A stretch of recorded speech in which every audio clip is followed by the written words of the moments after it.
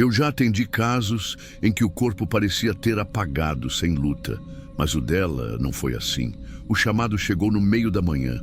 Corpo de uma mulher de 60 e poucos anos, encontrado no quarto, deitada na cama, sem sinais de violência.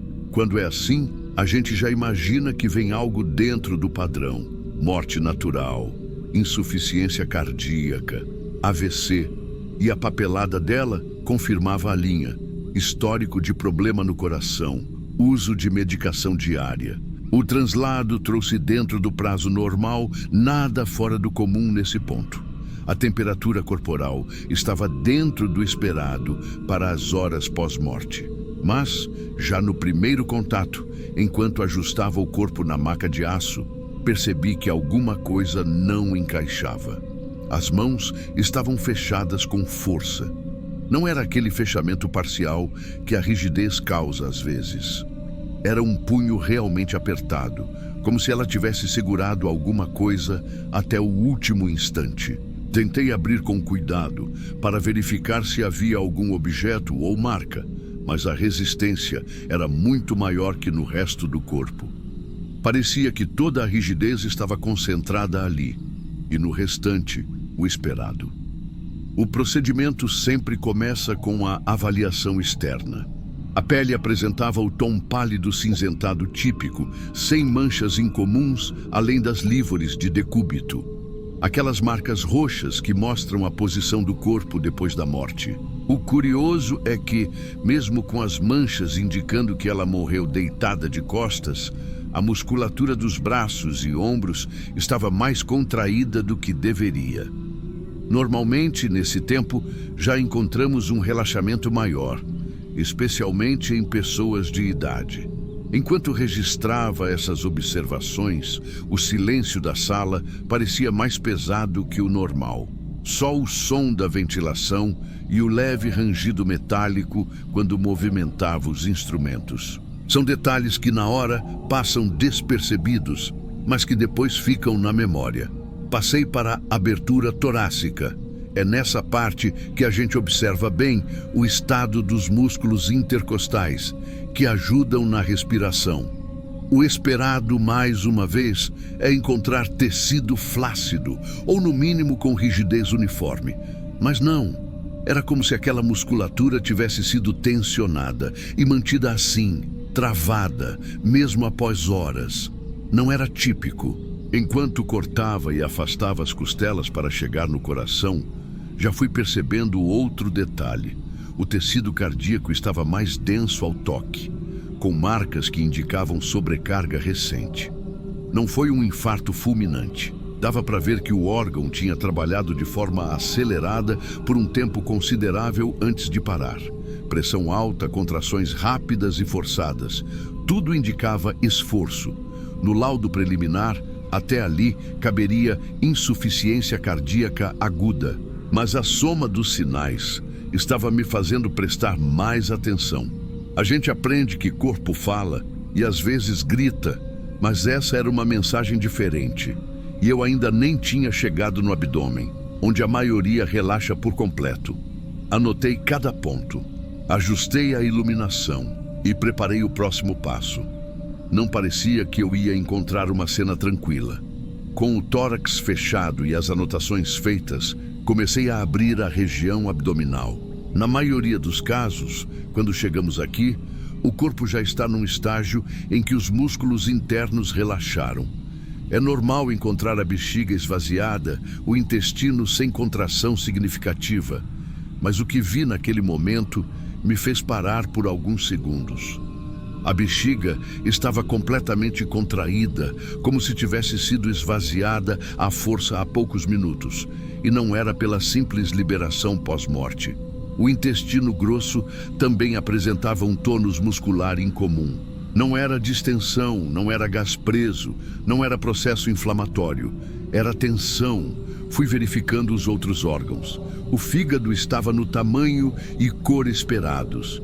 O estômago sem conteúdo relevante, só líquido claro, provavelmente água. Mas o padrão de contração nos músculos lisos me chamou a atenção porque era uniforme. Não parecia um espasmo localizado, e sim um estado do corpo inteiro. Olhei para o auxiliar e perguntei pelo histórico completo que veio com a requisição. Ele trouxe o prontuário resumido: insuficiência cardíaca, hipertensão, nada de doenças neuromusculares. Medicamentos para pressão e diurético. Nenhum remédio que pudesse causar contrações pós-morte tão intensas. Continuei o exame com a atenção redobrada. As paredes do abdômen por dentro também estavam mais rígidas. Era como se todos os músculos, desde os maiores até os involuntários, estivessem segurando algo. Expliquei para o auxiliar, mais para registrar do que para obter resposta, que normalmente, depois da morte, há uma sequência química. O corpo entra em rigidez, mantém por um tempo, depois começa a relaxar com a degradação muscular. O que estávamos vendo ali não era a fase normal de rigidez. Era um padrão de contração que parecia ter se instalado ainda em vida e simplesmente se mantido. Enquanto eu pensava nisso, me veio um detalhe: as mãos dela. Voltei o olhar para os punhos fechados. Não tinha marca de unha na palma, nada que indicasse dor intensa. Era só o ato de apertar e manter apertado. O coração, como já tinha notado antes, estava claramente sobrecarregado. As câmaras internas mostravam sinais de esforço prolongado, como se tivesse tentado compensar alguma coisa por horas. Não havia coágulo significativo, nem ruptura. Foi como se ele tivesse simplesmente trabalhado demais até parar. Fechei o abdômen e finalizei a sutura, mas não tirei da cabeça o que vi. No fim do procedimento, a gente sempre faz aquela última inspeção geral. É mais para garantir que não deixamos nada de fora. E olhando para o corpo dela ali, com as mãos fechadas e cada músculo parecendo ainda em alerta, eu sabia que a explicação era fisiológica. Cálcio retido, liberação de adrenalina, colapso cardíaco. Tudo isso eu podia anotar e justificar. Mas havia algo na forma como o corpo inteiro se manteve. Resistente. E não era uma resistência no sentido simbólico ou poético. Era palpável, era técnica, era medível. Enquanto limpava a bancada e organizava os instrumentos, o auxiliar comentou, meio baixo, que nunca tinha visto um conjunto tão amplo de contrações assim, distribuídas pelo corpo todo. Eu só concordei. No fundo, eu sabia que não era algo impossível de acontecer, mas a frequência era tão rara que, em anos de necropsia, dava para contar nos dedos as vezes que vi algo parecido. No final da tarde, sentei para escrever o laudo. Anotei tudo como manda o protocolo: causa imediata, insuficiência cardíaca aguda, condições associadas, hipertensão, observações sobre rigidez localizada e contrações incomuns nos músculos esqueléticos e lisos. Coloquei termos técnicos simples o suficiente para qualquer médico entender, mas nada além do que podia ser comprovado no exame. O laudo, no papel, parecia o de um caso difícil, mas dentro do espectro possível. Não havia espaço ali para escrever que, do início ao fim, a sensação era de que o corpo não tinha se entregue. Isso não faz parte do documento oficial. A família não entrou na sala, mas sabia que receberia o resultado em poucos dias. Não havia motivo para contato direto. Mesmo assim, fiquei imaginando se alguém teria visto nela, em vida, sinais dessa tensão. Talvez ansiedade constante, talvez noites mal dormidas, talvez nada. E o que vimos na mesa tenha sido apenas um reflexo fisiológico isolado. Fechei o sistema, arquivei o caso e fui guardar os instrumentos. Na bancada, o kit metálico já estava limpo, alinhado como sempre. O som das pinças e bisturis batendo levemente na bandeja é um dos últimos ruídos do dia no setor. A sala, fria e silenciosa, parecia mais vazia com o corpo já levado para a câmara. Antes de ir embora, passei pelo corredor que liga à área refrigerada. Ela estava lá, coberta pelo lençol branco, na prateleira metálica.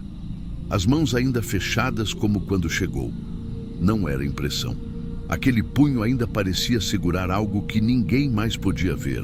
Encontrei um colega mais velho no vestiário. Ele viu que eu estava com a expressão fechada e perguntou se tinha sido um caso pesado.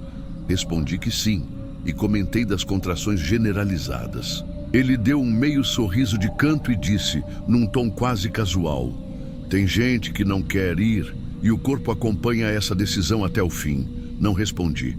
Só fiquei pensando no que ele disse enquanto fechava o armário e pegava minhas coisas. Saí do prédio e o ar quente da rua bateu no rosto. Um contraste com o frio constante da sala de necropsia. O dia seguia normal lá fora, mas por dentro eu ainda sentia como se tivesse deixado para trás um corpo que, mesmo parado, não tinha largado completamente a vida. Tem corpos que chegam prontos para descansar e tem outros que, mesmo depois, continuam segurando firme.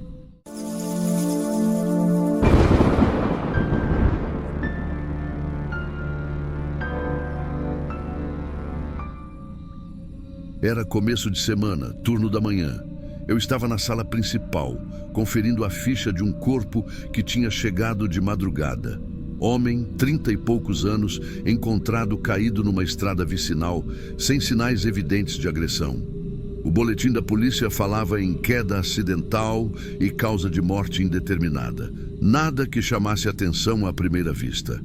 O corpo já estava na mesa de necropsia, coberto pelo lençol padrão.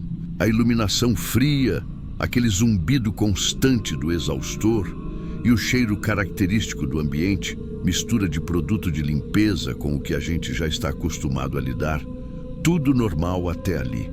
Coloquei luvas novas, máscara, protetor facial e iniciei o procedimento como sempre. Primeiro, exame externo.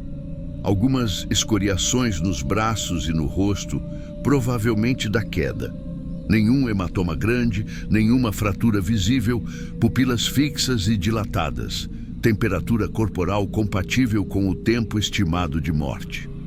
Fizemos o registro fotográfico, anotações no laudo preliminar e seguimos para a abertura da cavidade abdominal. Foi aí que algo diferente aconteceu. Assim que fiz o corte inicial, antes mesmo de afastar os tecidos, senti um cheiro metálico muito forte. Não era cheiro de sangue, que a gente conhece bem. Era outro tipo. Lembrava moedas molhadas ou o cheiro que fica no ar quando se corta um cano de cobre. No começo, achei que podia ser algum tipo de sangramento interno com alteração química. Mas a intensidade e a forma como o odor vinha em ondas, toda vez que eu mexia naquela área, chamaram minha atenção. Era como se tivesse um ponto específico de onde aquilo escapava. Mantive o procedimento com cuidado, pedindo para o auxiliar posicionar o aspirador cirúrgico para remover fluidos e manter a área limpa. Enquanto afastava uma parte do intestino delgado, senti com a luva algo duro, cilíndrico, completamente liso. Não era ossificação, não era cálculo e definitivamente não fazia parte da anatomia. Nesse momento, meu foco mudou. Quando a gente encontra um corpo, normalmente pensa na causa da morte. Ali, percebi que ia precisar entender também o que aquela pessoa estava carregando por dentro. Eu continuei palpando com cuidado, sentindo aquele objeto preso na alça intestinal. Era pequeno, cilíndrico e com as extremidades arredondadas, como se fosse selado.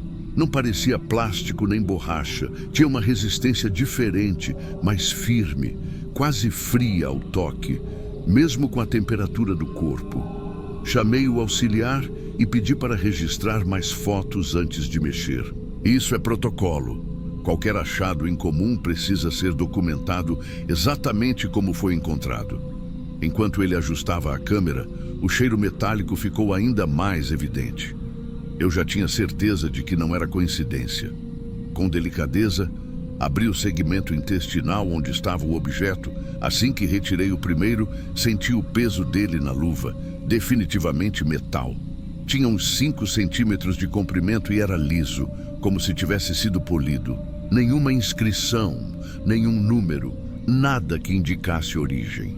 Coloquei a peça numa bandeja de aço inoxidável, que fez aquele som característico quando o metal bateu no fundo. O auxiliar anotou a medida e tirou fotos de todos os ângulos. Continuei explorando e, para minha surpresa, encontrei outra cápsula. E depois, mais uma. A cada uma que eu retirava, a mesma coisa. Mesmo tamanho, mesmo material, mesmo estado perfeito. Não havia qualquer sinal de que tivessem se rompido ou vazado. No total, contei 19 cápsulas, todas exatamente iguais, alinhadas sobre a bandeja como se tivessem saído de uma produção industrial. O que me chamou a atenção é que, na minha experiência, quando alguém transporta algo dentro do corpo, geralmente usa invólucros de látex ou plástico especial, justamente para evitar reações. Metal não é comum. Além de ser mais pesado, é mais perigoso em caso de deslocamento. Enquanto removia as últimas, percebi que uma delas estava encaixada de forma anormal. Parecia ter causado uma pressão excessiva contra a parede intestinal. Havia sinais claros de inflamação e um pequeno ponto de perfuração, que já apresentava um início de infecção. Isso, num corpo vivo, poderia levar rapidamente a um quadro grave. Nesse momento, minha atenção estava dividida. De um lado, o procedimento técnico. De outro, a curiosidade profissional de entender o que exatamente estava dentro daquelas cápsulas. Mas pelo protocolo, não cabia a mim abrir ou analisar o conteúdo ali. O correto era selar, catalogar e enviar para análise no laboratório forense. Preenchi o formulário de achados e encaminhei as cápsulas, uma a uma, para os recipientes adequados, lacrados com numeração sequencial.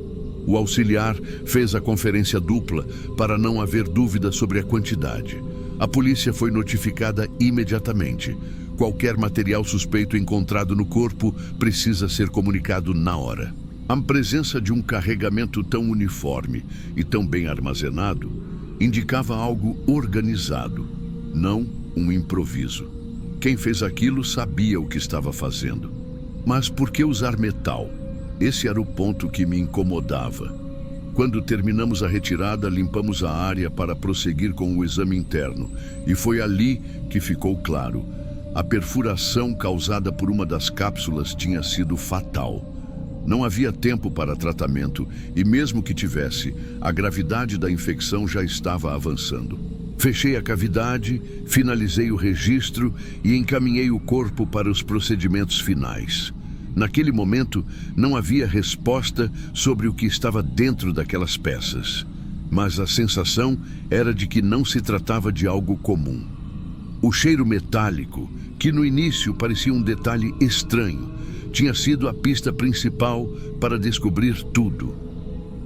2 dias depois, o laboratório forense enviou o resultado da análise das cápsulas. Dentro de cada uma, havia um pó metálico de cor acinzentada, extremamente fino, embalado a vácuo. O laudo químico identificou como uma liga específica usada na indústria tecnológica, principalmente na fabricação de componentes de alto desempenho. Não era algo que se compra em loja comum, nem que circula com facilidade no mercado interno. O relatório da polícia veio junto. As cápsulas tinham sido fabricadas fora do país, e a forma como estavam armazenadas indicava que o transporte tinha que ser discreto e seguro. Só que metal não é o material indicado para esse tipo de transporte dentro do corpo. E justamente essa escolha incomum acabou sendo fatal. Segundo a investigação, o homem tinha viajado recentemente para uma região conhecida por comércio paralelo de materiais industriais. Nenhum documento confirmava quem contratou ou organizou a entrega. O que se sabia é que ele tinha saído de lá com destino a outra cidade do interior e foi encontrado morto no acostamento de uma estrada de terra, provavelmente depois de sentir dores fortes e perder a consciência. O laudo oficial apontou como causa da morte uma perfuração intestinal causada pelo deslocamento de uma das cápsulas, levando a uma infecção rápida e grave. Não havia sinais de violência externa, o que reforçava que a morte tinha sido consequência direta do transporte. Depois que concluí o meu relatório, guardei as fotos e a documentação no arquivo. Segui para o próximo caso, mas a imagem daquelas 19 cápsulas alinhadas na bandeja ficou na minha cabeça. O som que elas fizeram quando batiam no metal, o peso na minha mão e principalmente aquele cheiro metálico no ar. Não importava quanto tempo passasse, sempre que algo no ambiente me lembrava aquele odor, minha mente voltava para aquela mesa de necropsia, para aquele corpo, e para a estranheza de carregar por dentro algo que ninguém jamais deveria carregar.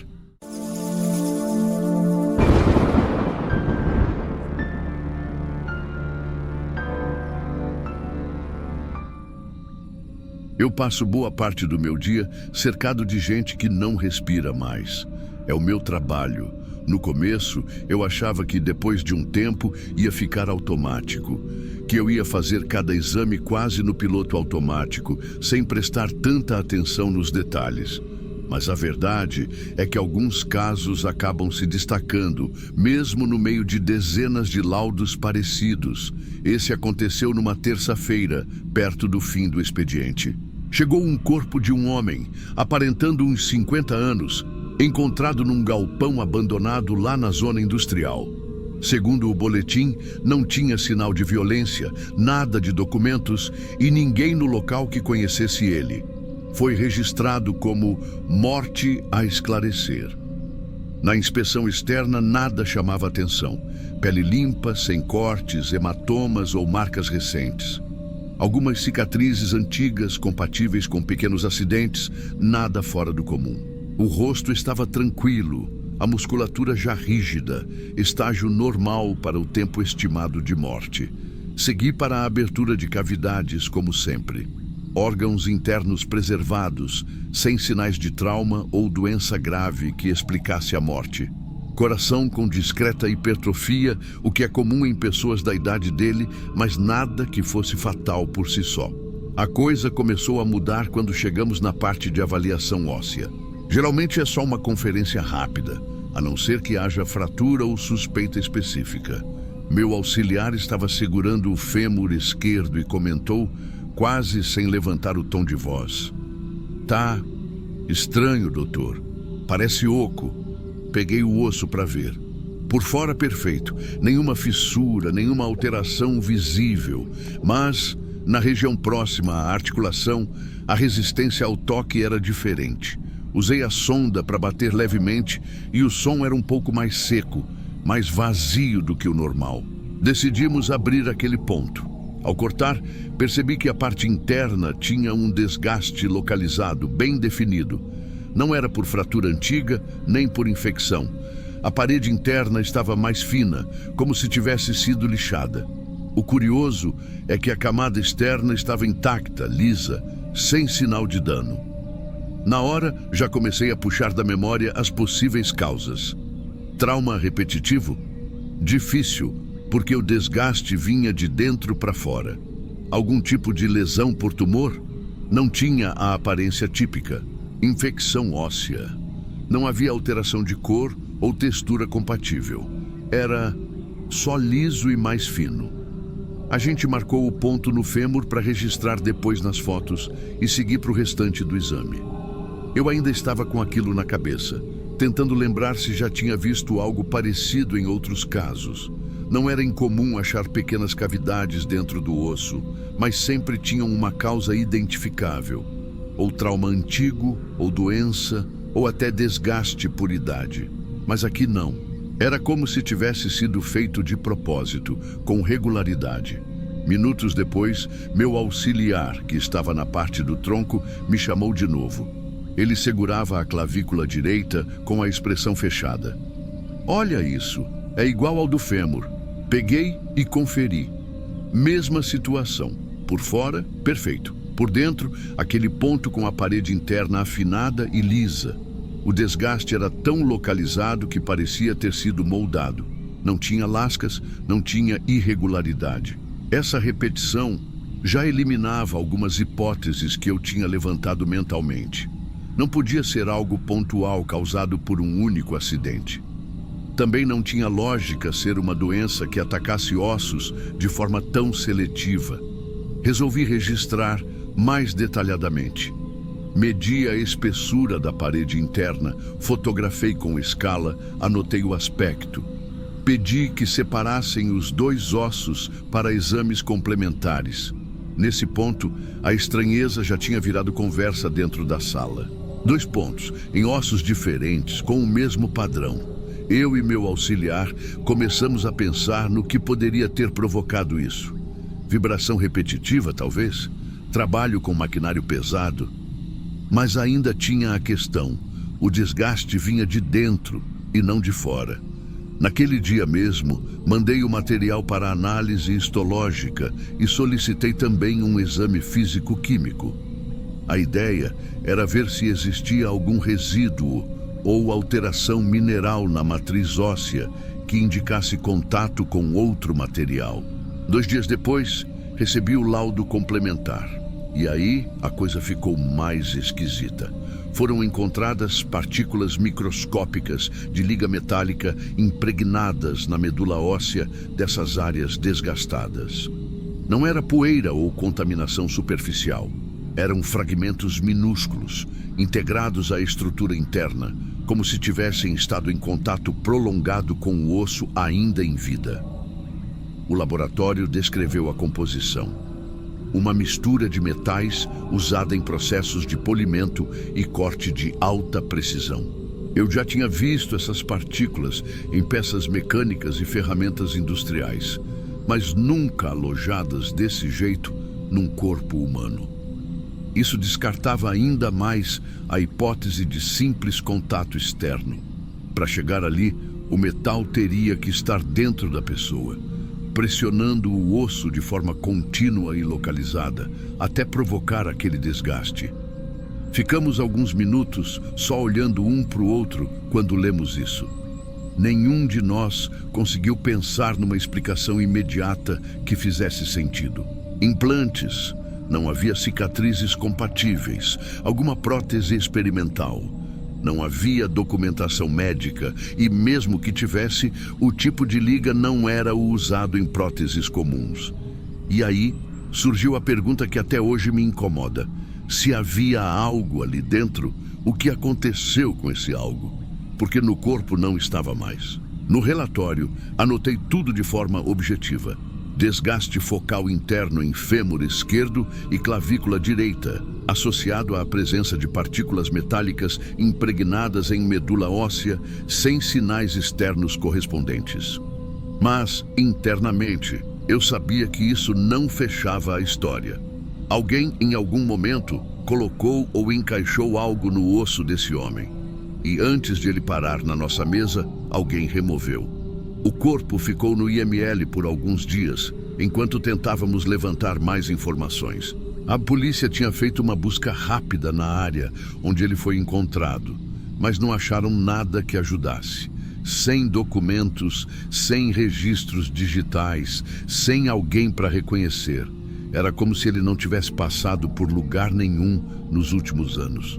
Enquanto isso, eu revisava o caso, tentando encaixar cada detalhe. Não havia marcas de cirurgia que justificassem a inserção de um dispositivo dentro do osso. E se tivesse sido feito de forma clandestina, ainda assim haveria sinais de acesso. E não tinha. A pele e os tecidos moles estavam íntegros, sem cicatrizes próximas às áreas de desgaste. Comecei a pensar em alternativas. Será que poderia ser consequência de alguma condição rara, dessas que quase nunca aparecem? Conversei com 2 colegas mais experientes, gente que já viu de tudo. Ambos disseram a mesma coisa. Nunca tinham visto desgaste focal interno tão definido e limpo, e a presença de partículas metálicas só tornava tudo mais estranho. Um deles comentou que, para causar aquele padrão, teria que haver contato direto com o osso por muito tempo, com movimento mínimo, quase como se algo estivesse encaixado de forma exata. Isso não é natural, ele falou, e eu concordei. As partículas também não ajudavam a simplificar, não eram de uso médico comum. O laboratório reforçou que aquele tipo de liga metálica aparece mais em ferramentas de alta precisão, não em próteses. E se fosse uma peça adaptada, improvisada, como ela teria sido colocada lá dentro sem deixar nenhuma cicatriz ou lesão muscular? Outro ponto que me incomodava era a simetria do sumiço dessas supostas peças. Fêmur e clavícula, dois locais diferentes, mas com o mesmo padrão de desgaste e resíduos. Isso indicava que se havia algo ali, foram dois elementos separados, e os dois foram retirados. Não sei dizer se essa retirada aconteceu logo após a morte ou antes. Se foi antes, a pessoa sobreviveu a isso por um tempo. Se foi depois, alguém mexeu nesse corpo antes de ele ser encontrado. Em ambos os cenários, não é algo que se explica sem levantar mais perguntas do que respostas. O laudo foi finalizado. A causa da morte ficou como indeterminada, e o achado ósseo foi descrito nos anexos. Enviei cópias para a polícia e arquivei a minha. Alguns dias depois, o corpo foi enterrado como indigente. Ninguém apareceu. Nenhum boletim de ocorrência novo ligou o nome de alguém a esse caso. E no fim, ficou só a ficha, o laudo e aquelas fotos que mostram ossos aparentemente normais. Até você olhar por dentro. Volta e meia, quando estou revisando exames de rotina, alguma coisa me lembra desse homem. Às vezes é o som oco de um osso durante o corte. Às vezes é a textura interna, quando não bate com o que eu esperava encontrar. E eu penso que, em algum lugar, podem existir outras pessoas com marcas iguais, mas que nunca vão parar numa mesa de necropsia.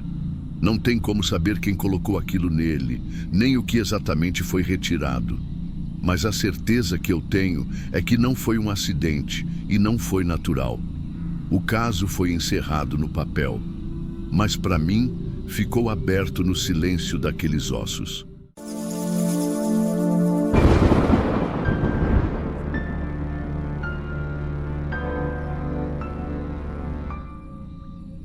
Naquele dia, eu estava escalado para o primeiro turno da manhã, e a mesa que me passaram tinha o corpo de uma mulher, que pela ficha tinha uns 40 e poucos anos.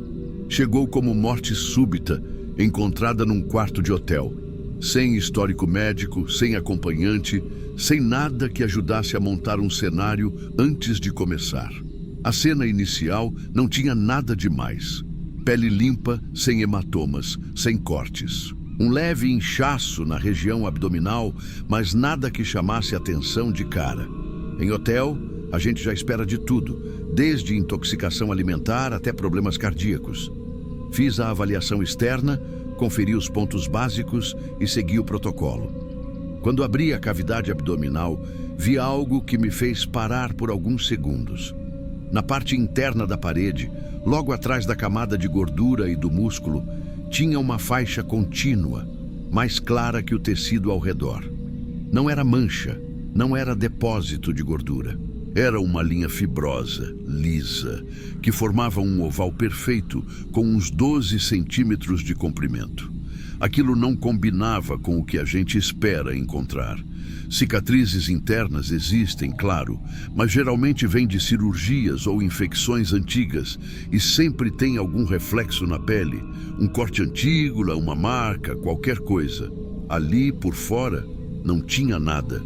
Por dentro, era como se tivessem costurado a parede abdominal, mas de um jeito que só era visível de dentro para fora. Toquei com a pinça.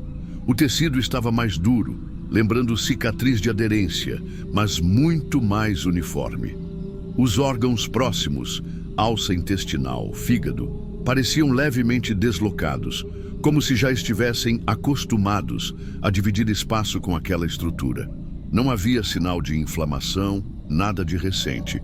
Fiz fotos, registrei no prontuário e continuei a abertura com cuidado para não danificar nada que pudesse explicar aquilo. Mas por mais que eu olhasse, não tinha implante, prótese, nem qualquer objeto que justificasse aquela moldura interna. Só o vazio, fechado por uma cicatriz perfeita. Continuei a necropsia com aquela imagem grudada na cabeça. A faixa fibrosa estava tão bem formada que parecia ter sido colocada ali de propósito, como se fosse uma espécie de janela fechada dentro do corpo. E isso me incomodava, porque não havia explicação cirúrgica aparente. A técnica que estava comigo naquele dia percebeu que eu estava demorando mais que o normal e se aproximou. Ela olhou por cima do ombro e franziu a testa. Estranho. Foi o único comentário que fez antes de voltar para a bancada dela.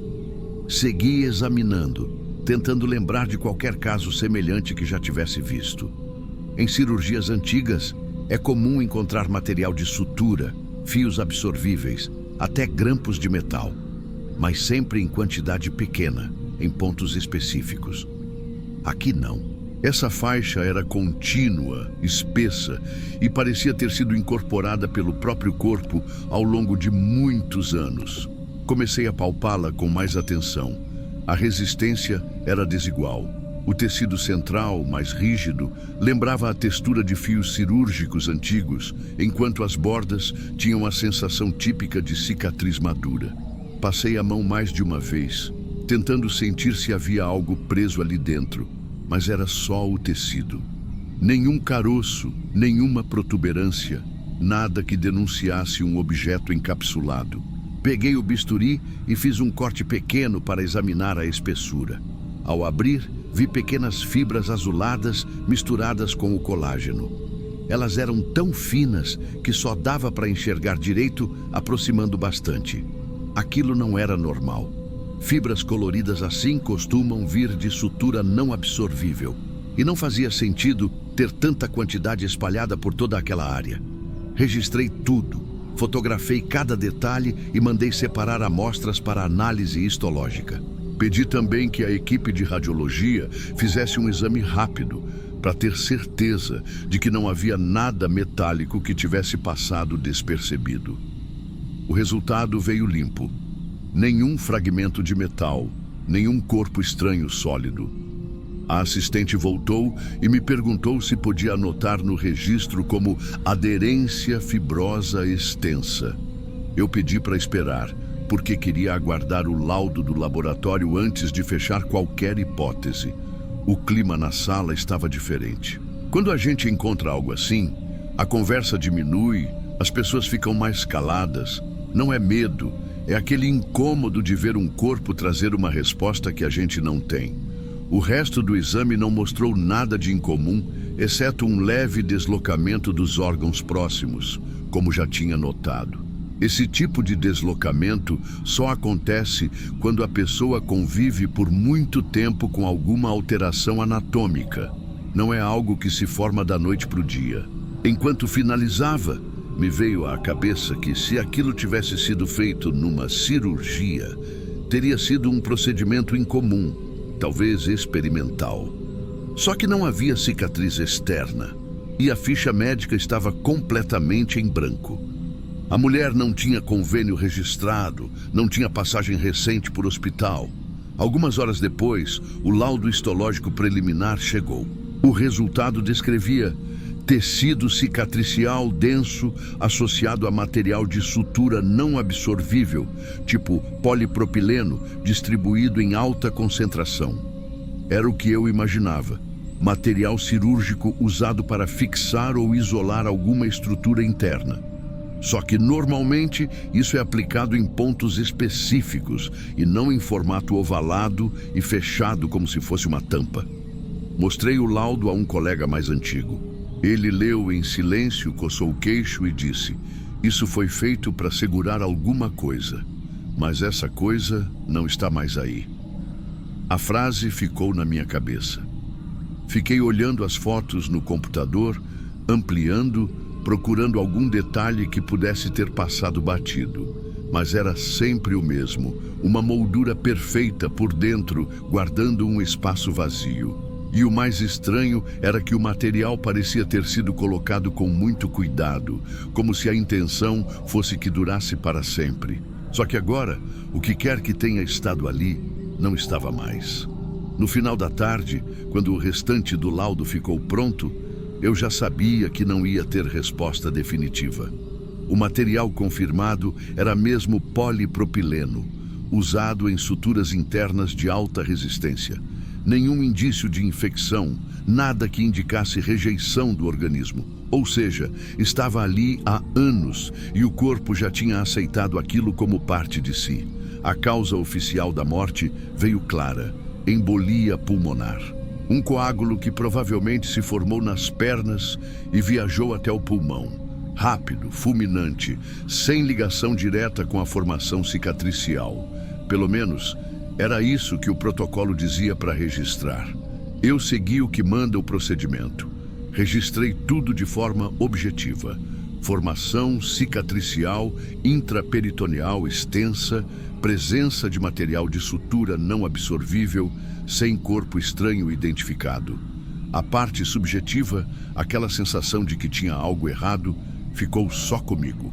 No intervalo, um dos auxiliares veio comentar. Ele tinha ajudado em dezenas de casos de cirurgias antigas, de traumas, de retiradas de órgãos. Disse que nunca viu nada parecido. É como se tivessem preparado um lugar para guardar alguma coisa e tiraram depois. Repetiu quase as mesmas palavras do outro colega. Aquilo foi ficando na minha cabeça, porque não era só impressão minha. Mais de uma pessoa com anos de experiência tinha sentido a mesma coisa ao olhar aquela formação. Tentei imaginar em que tipo de situação alguém faria isso. Pesquisei rapidamente alguns termos no computador do IML, mas não achei nenhum caso igual. Alguns relatos falavam de técnicas experimentais para proteger órgãos lesionados, outros de procedimentos para encapsular próteses internas. Só que sempre havia registro médico, cicatriz externa, histórico cirúrgico. Nesse corpo não tinha nada disso, nem no prontuário, nem nos documentos que a polícia trouxe, nem nos vestígios externos. A única prova de que aquilo existia era o que a gente viu por dentro. No fim do expediente, enquanto fechava o relatório, fiquei olhando para as fotos uma última vez. A moldura fibrosa, o espaço perfeito, vazio, uma construção feita com paciência e técnica, que parecia ter sido mantida por anos, até não servir mais ao seu propósito. A mulher chegou ali como um caso simples de morte súbita. Saiu como mais um registro oficial, com a causa assinada e liberada para sepultamento. Mas na minha cabeça, ela deixou outra coisa: a certeza de que carregou algo dentro de si por muito tempo e que alguém fez questão de remover antes que ela chegasse até a nossa mesa. O formato fechado e o espaço delimitado me deixaram com a impressão de que, um dia, alguma coisa esteve ali. Mas no momento em que abri, não havia nada.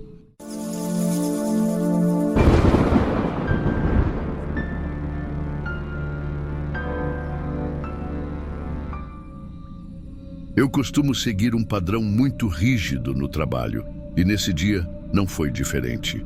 Estava de plantão no IML, escala da manhã, e a primeira entrada da lista era um homem de 50 e poucos anos, encontrado caído na cozinha de casa. O laudo inicial indicava morte natural, provavelmente um mal súbito. O corpo chegou embalado, identificado, sem sinais externos de violência. Coisa comum. A temperatura da sala estava em torno de 18 graus, como sempre mantemos. Anotei a hora de entrada, 8h47. Pela estimativa do perito que fez a coleta, ele já estava morto havia umas 9 horas. Isso encaixava bem com o que eu vi assim que abri o saco e comecei a inspeção inicial. Rigidez cadavérica completa. Os braços duros, cotovelos fixos, mandíbula travada. Nenhuma surpresa. Enquanto fotografava, segui meu protocolo mental. Sempre observo articulações, palidez, manchas, qualquer variação de pele. Nesse caso, tudo batia com o tempo estimado. Coloquei as luvas novas, chequei o instrumental e comecei a preparação para a abertura.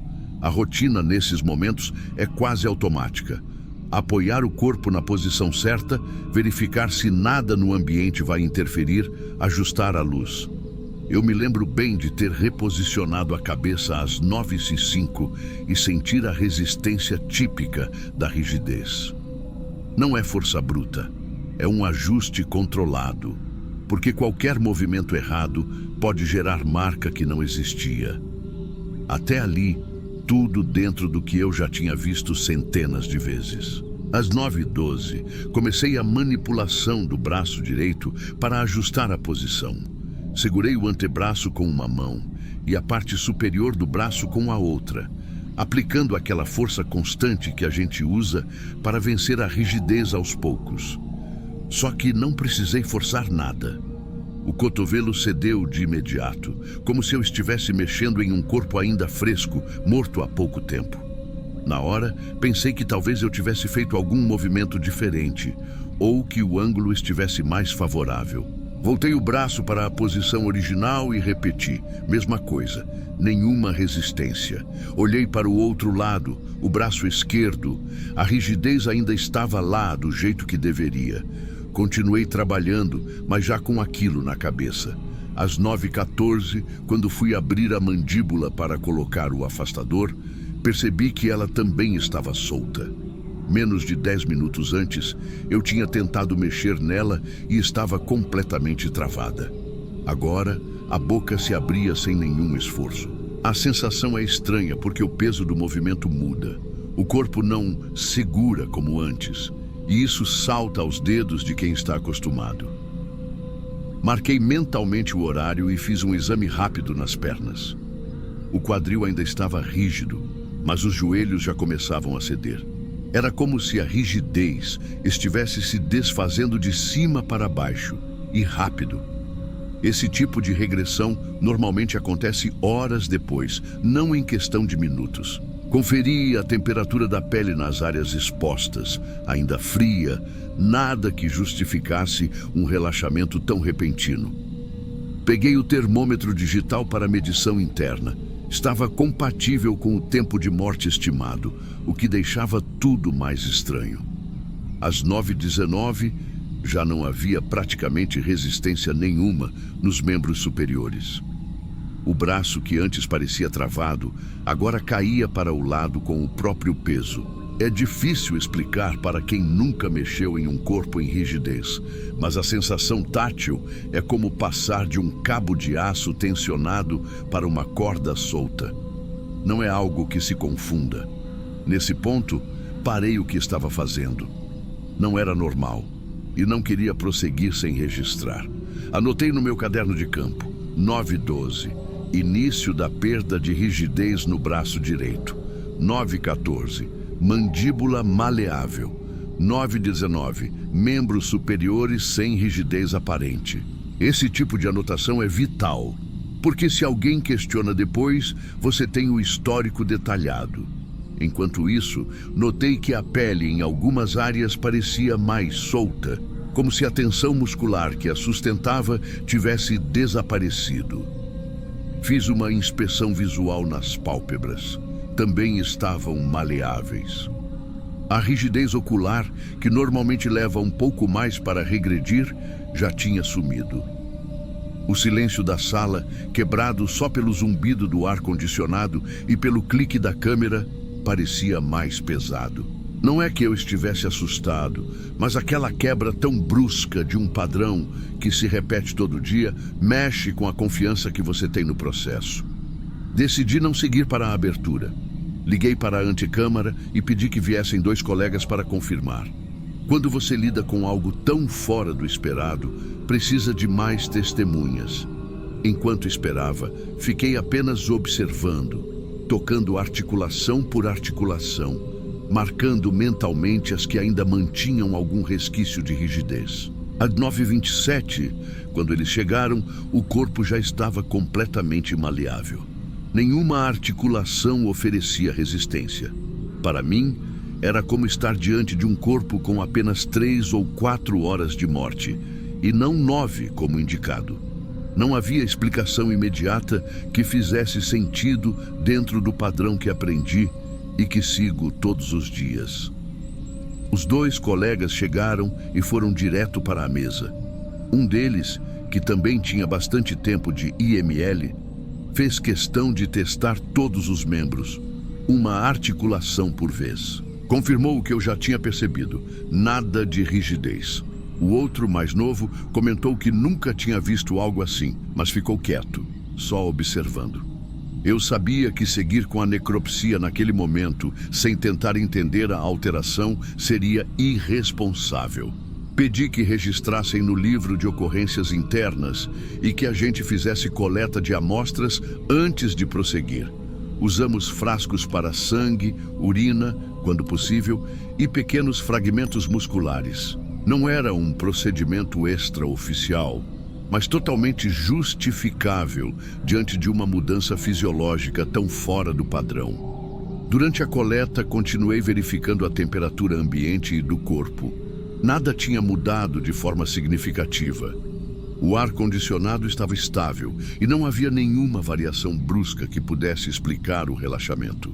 Conferi também o histórico que veio junto com o corpo, sem menção ao uso de medicamentos incomuns, sem relato de intoxicação conhecida e nada sobre transporte em ambiente com calor ou frio extremos.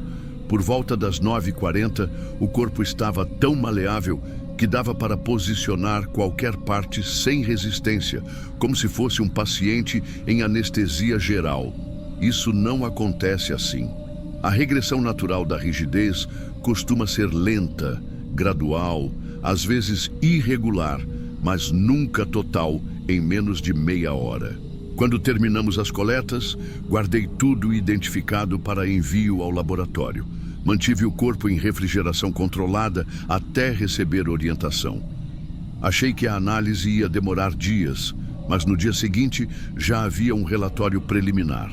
Ele indicava alterações nos níveis de alguns íons e a presença de um composto químico específico, algo que normalmente só se encontra em certos processos industriais e que, em contato com o organismo, pode interferir na contração muscular e acelerar a perda de rigidez.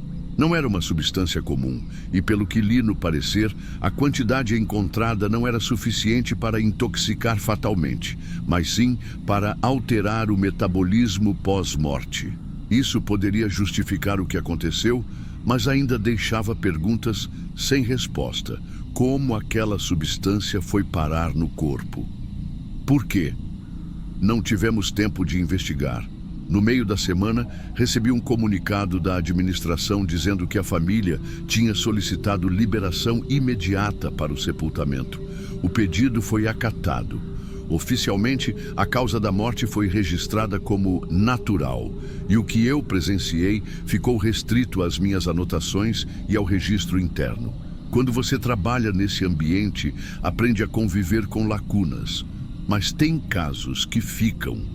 E esse ficou, porque a rigidez cadavérica é um daqueles parâmetros que a gente confia como se fosse matemática. Ela não some assim, toda de uma vez, sem motivo. Eu lembro da sensação de segurar aquele braço ainda travado no início, e depois sentir o mesmo braço ceder por completo poucos minutos depois. É como se o corpo tivesse, por alguma razão, desistido de sustentar qualquer resistência. O caso encerrou ali, com tudo devidamente arquivado. Mas na minha memória não encerrou. E sempre que lembro, não penso no laudo ou na substância detectada. Penso na cena exata. Eu, parado na sala fria, com as mãos calçadas na luva, percebendo que o que deveria ser firme já estava mole, e sabendo que aquilo não tinha volta.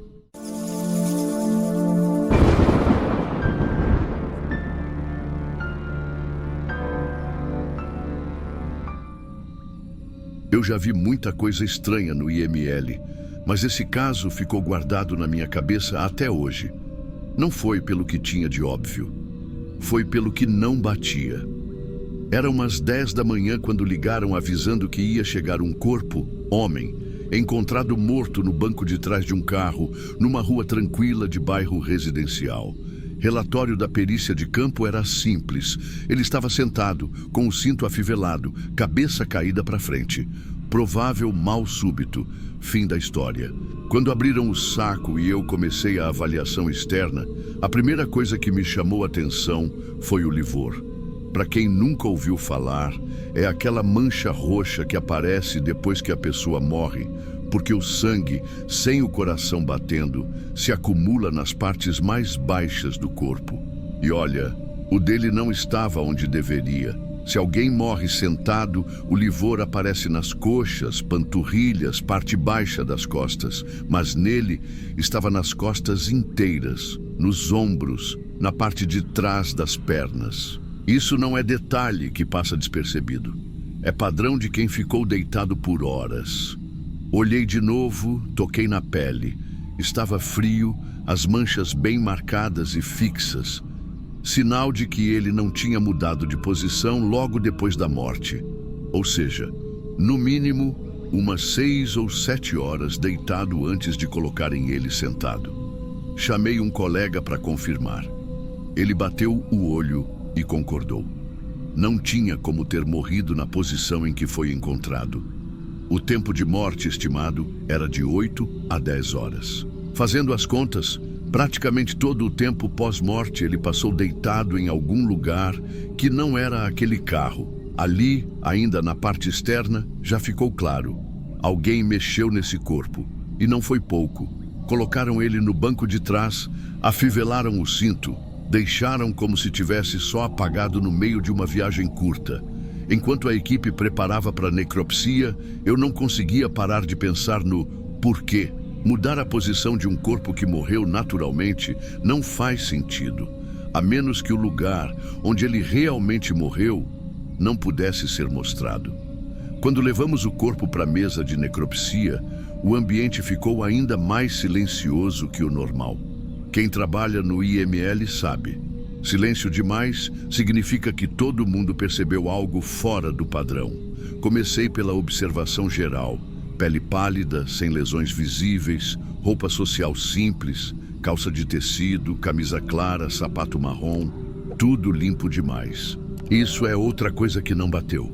Pessoas que morrem dentro de um carro, mesmo paradas, costumam ter algum sinal. Poeira nas roupas, vincos irregulares, pequenas marcas do cinto, suor, até sujeira no colarinho. Ele estava limpo, como se tivesse sido vestido há pouco. Até a camisa estava passada, o que não é exatamente comum para quem passa horas num veículo fechado. Tirei as roupas com cuidado, olhando cada dobra.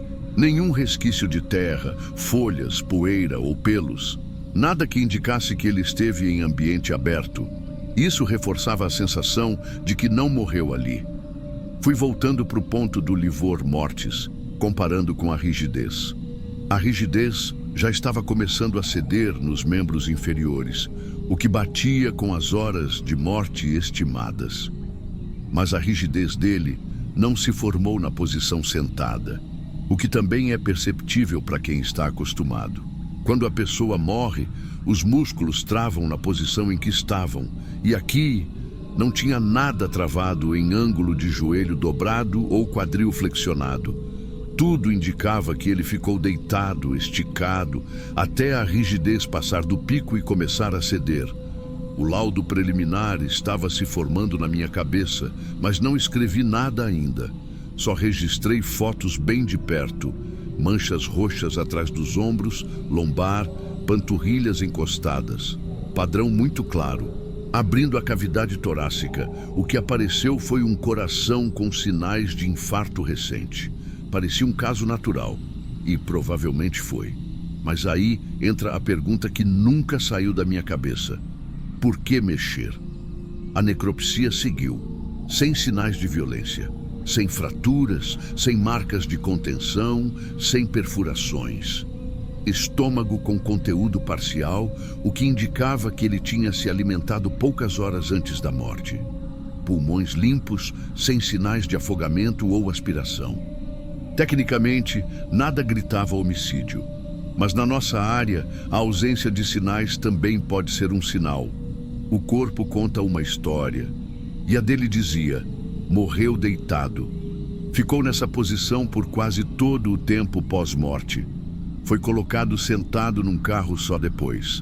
Quem fez isso não tentou esconder ferimentos, porque não havia nenhum. O que parece é que tentaram esconder o local da morte. E às vezes, isso é mais revelador do que o motivo da morte em si. Quando finalizei a necropsia, sentei para fechar o laudo. Escrevi de forma objetiva: padrão de livor mortis incompatível com a posição descrita no relatório policial. Não coloquei opinião, não coloquei teoria, só o que estava diante de mim. Encaminhamos as fotos e as observações para a delegacia responsável. Depois disso, silêncio total. Nenhuma atualização, nenhuma pergunta de volta. É como se o caso tivesse sumido do mapa. Mas tem uma coisa que eu nunca esqueci. No dia em que entregamos o corpo para a funerária, eu passei pelo corredor e vi o rosto dele já dentro do caixão, pronto para o velório. E naquela hora me veio um pensamento rápido que eu nunca falei para ninguém. Aquele homem morreu num lugar que não era para ter sido descoberto. O corpo dele não mentia, mas parecia que todo o resto queria.